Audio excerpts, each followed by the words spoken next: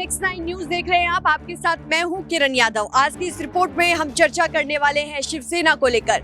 देखिए, महाराष्ट्र में तमाम ऐसे मुद्दे हैं जो फिलहाल अभी महाराष्ट्र की राजनीति में सबसे ज्यादा गरमाए हुए हैं, लेकिन जो एक सबसे बड़ा मुद्दा है वो है शिवसेना को लेकर। शिवसेना को लेकर उद्धव ठाकरे और एकनाथ शिंदे के बीच में लगातार ये तकरार बनी हुई है और जिस तरीके से ये घमासान मचा हुआ है, अभी ये घमासान थमने का नाम नहीं ले रहा है। आपको हम बताते चले कि सबसे पहले शिवसेना मामले को लेकर सुप्रीम कोर्ट में ये बड़ी सुनवाई चल रही थी, लेकिन सुप्रीम कोर्ट में तमाम ऐसी कार्रवाई हुई, तमाम ऐसी सुनवाई हुई, लेकिन कोई फैसला निकल कर नहीं आया। और उसके बाद सुप्रीम कोर्ट ने चुनाव आयोग के पाले में ये अपनी गेंद डाल दी और कहा कि अब चुनाव आयोग ही इस मामले पर अपना फैसला सुनाएगा।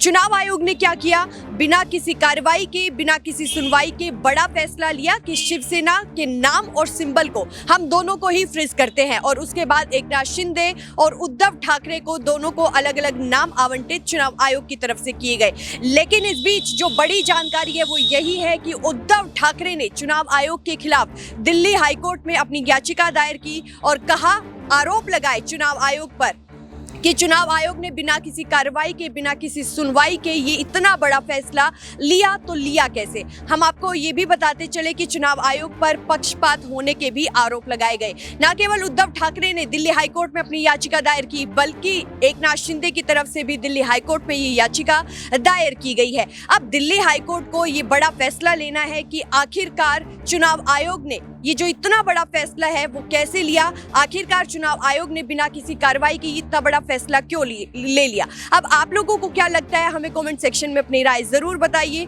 कि चुनाव आयोग ने ये इतना बड़ा फैसला अगर लिया तो ये ठीक लिया या फिर नहीं। और दूसरा बड़ा सवाल ये कि शिवसेना की बागडोर किसके हाथ में होनी चाहिए, एकनाथ शिंदे या दूसरा उद्धव ठाकरे। फिलहाल के लिए इस रिपोर्ट में बस इतना ही।